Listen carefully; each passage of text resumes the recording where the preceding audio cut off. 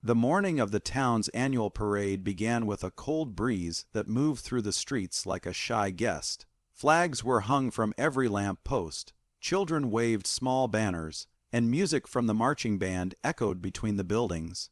Families gathered early, talking excitedly about the parade, the soldiers who would be honored, and the veterans who would attend. Among all the colorful uniforms and cheerful faces, one figure stood out, not because he was impressive, but because he seemed so ordinary. Old Brig, as people called him, stood quietly at the far end of the crowd. His jacket was faded and frayed at the edges, the kind of jacket that had seen too many winters. His boots were old and cracked, and he leaned slightly to one side while standing, as if an invisible weight pressed on him. He had white hair that curled behind his ears and a soft, tired expression, like someone who had lived through many storms. Most people in town didn't know anything about him, except that he lived alone in a small wooden house near the bus station. He rarely spoke, rarely smiled, and always walked with the calmness of someone who had nothing left to prove. 3 academy cadets stood nearby, full of youthful confidence. They were tall, energetic, and dressed in perfectly ironed uniforms. Their boots shone like polished mirrors. They had been training at the nearby military academy for months, and believed themselves to be the future protectors of the nation. When they saw Old Brig, they exchanged amused looks.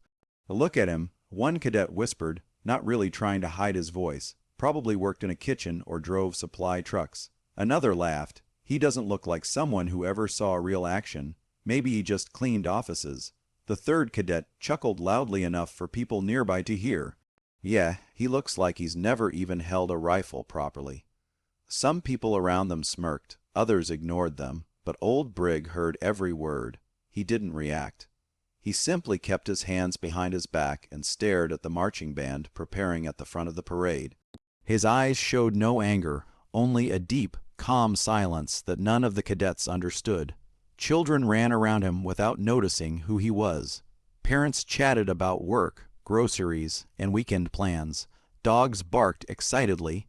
Old Brig stood among them like a piece of history that everyone had walked past without ever looking closely. A teacher passing by recognized him and gave a respectful nod. "Good morning, Mr. Briggs." Old Brig nodded gently but didn't speak.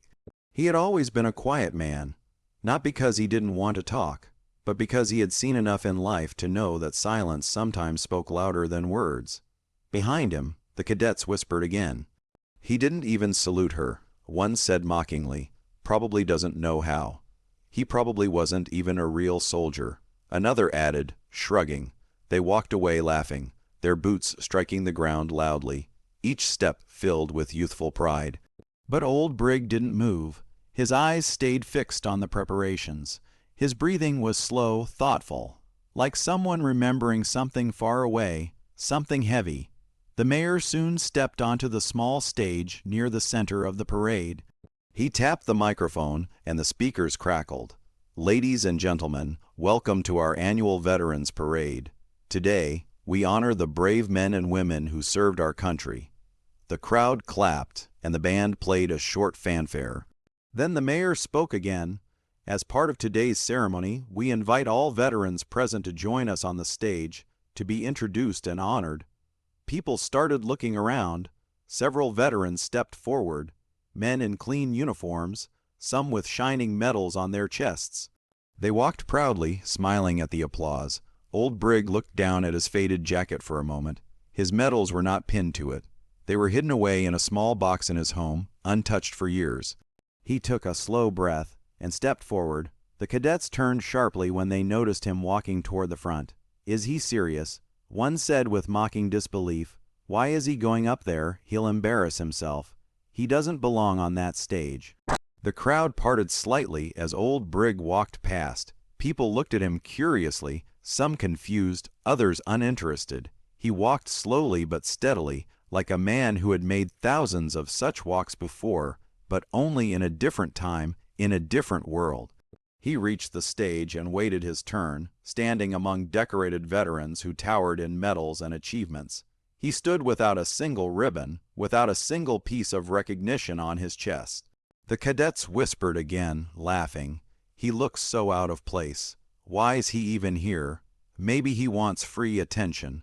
But the veterans around old Brig gave him small nods of respect. Some recognized him, though they said nothing aloud.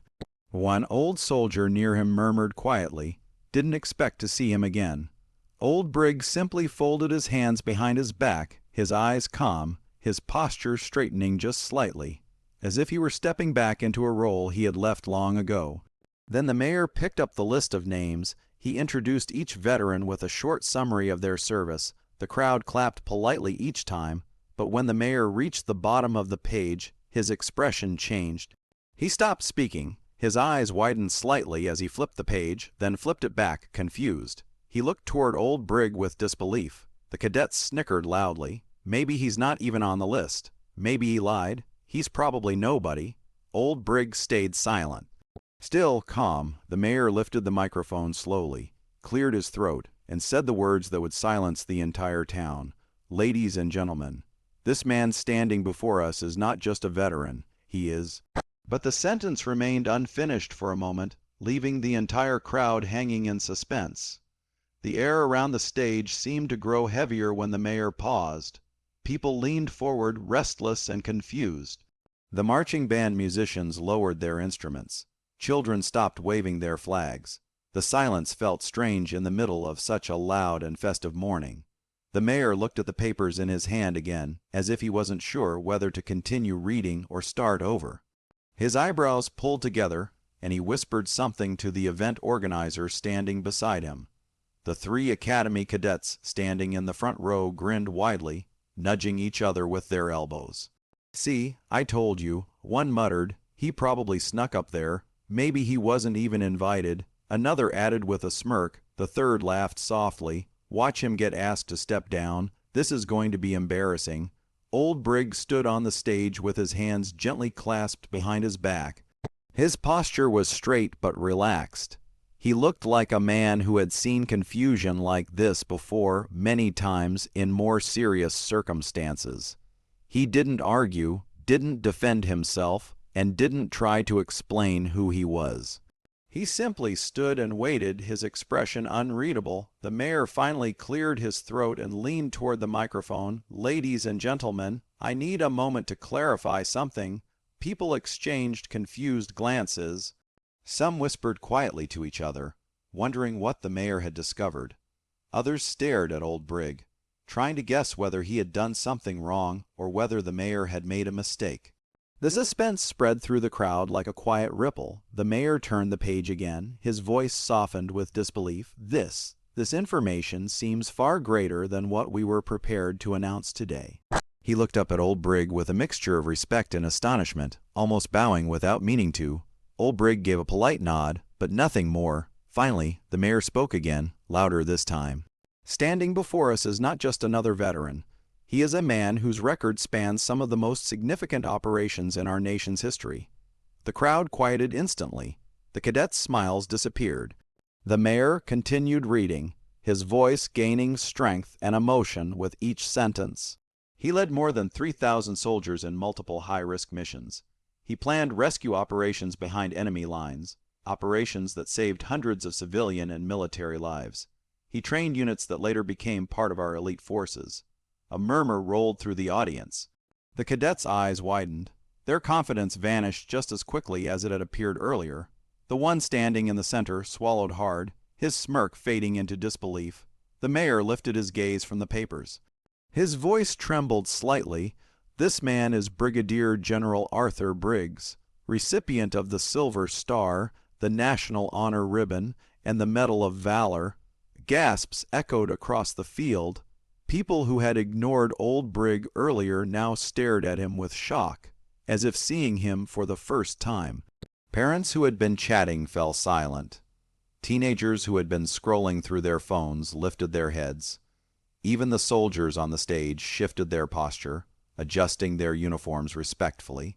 The cadets froze like statues. "That can't be him." One whispered, his voice shaking, "No way, we mocked a general." The second said, his face turning pale. The third cadet felt his stomach twist. "A brigadier general. We were laughing at a legend." Old Brig still didn't speak. His expression remained calm and humble, He didn't smile, didn't frown, didn't react to the crowd's shock. He simply bowed his head slightly when the applause began. And the applause did begin, hesitantly at first, then stronger, until the entire field roared with claps, whistles, and cheers. People rose from their seats, veterans saluted him, officers placed their hands on their hearts. One young mother whispered to her son, "That's what a real hero looks like, not loud, not boastful, just quietly strong." But it wasn't the applause that drew the most emotion. It was the sudden change in the cadets. The three young men who had mocked him earlier felt as if the ground had sunk beneath their feet. Their pride cracked wide open, leaving them exposed and ashamed. The mayor stepped aside and gestured toward old Brig. "Sir, we are honored to have you here today. Would you like to say a few words?" Old Brig shook his head softly. "No, thank you." He said in a calm, low voice, "Today is for all of us, not just for me." A hush swept over the crowd. It wasn't the words that moved them. It was the humility behind them. The mayor nodded with deep respect and continued the ceremony. One by one, veterans were honored, but people's eyes kept drifting back to old Brig. They whispered softly among themselves, "I never knew he lived here. He looks so simple. He's a general, a real general. He doesn't even wear his medals. That's what greatness looks like. Quiet." Meanwhile, the cadets stared at the ground. They couldn't even look at him. Everything they had mocked became a painful reminder of how wrongly they had judged him. His old jacket was no longer a sign of weakness. It was evidence of a life lived in battle. His slow walk was no longer something to laugh at. It was a reminder of injuries and sacrifices. His silence was no longer awkward. It was dignified. As the ceremony continued, one thing became clear to everyone watching. Greatness doesn't always shine. Sometimes it stands quietly in the crowd. Sometimes it wears old boots and keeps its medals hidden. Sometimes it lets others laugh, because it doesn't need to prove anything. And Brigadier General Arthur Briggs was proof of that. After the ceremony ended, people slowly drifted toward the food stalls and seating area, still buzzing with the shock of what they had just learned. Many were whispering about old Brig. No, Brigadier General Arthur Briggs, the man they had ignored for years. It felt strange to everyone that such a legend had been living silently among them, walking the same streets, shopping at the same market, riding the same old bus without anyone noticing who he truly was. The cadets remained where they were, standing stiffly in the shade of the grandstand as if rooted to the ground. Their faces were pale, their shoulders tense. They couldn't escape the heavy weight of their own foolishness. Every word they had said earlier, every insult, every laugh, now echoed painfully in their minds. Finally, the tallest cadet spoke, his voice trembling. We have to apologize." The other two nodded. None of them felt ready, but they knew they had no choice. They needed to face the man they had mocked. Old Brig had stepped off the stage and was slowly walking toward a bench near the edge of the field. His steps were steady but measured, each one carrying the grace of a man used to leading, used to carrying responsibility far heavier than himself. He sat down calmly, resting his hands on the handle of a simple wooden cane. Not a ceremonial cane, not a polished one, just a plain old cane, like everything else he owned. He didn't seem bothered. He didn't seem angry, embarrassed, or proud. He simply sat there, watching families enjoying the day. It was as if the ceremony hadn't changed him at all. The cadets approached slowly, their perfectly polished boots now feeling too loud, too bright, too undeserved. When they reached him, they stood in a line, trying to look respectful but unable to lift their eyes to meet his. "Sir," the tallest one began, his voice cracking, we're really sorry for the way we spoke earlier." Old Brig looked up at them gently. He didn't glare or frown. He didn't ask for explanations.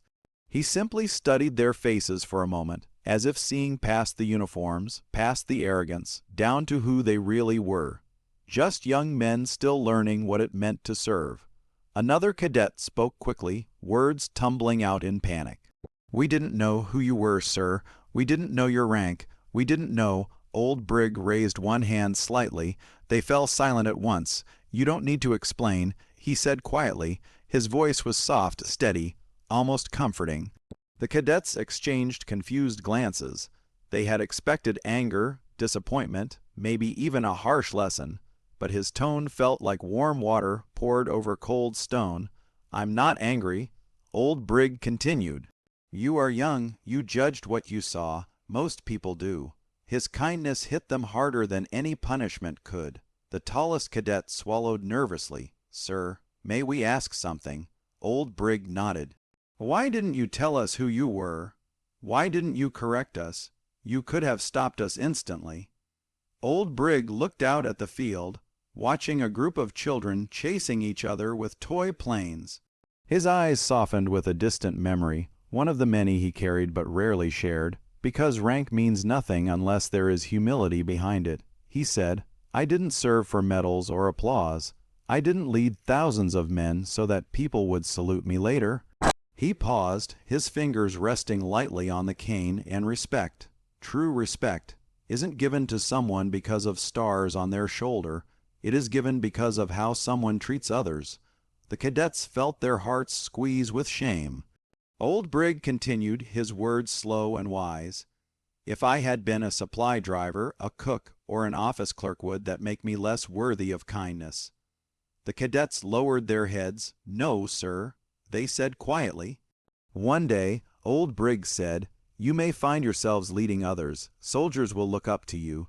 Some will be older, some younger, some stronger, some weaker. But their value won't lie in their rank. It will lie in their character." He turned back to the cadets and gave a small smile, gentle and genuine, "And you must treat every one of them with respect, not because of who they are, but because it is the right thing to do." A tear slipped down the cheek of the youngest cadet. He quickly wiped it away, embarrassed, but old Brig pretended not to notice. Then the cadets did something no one expected.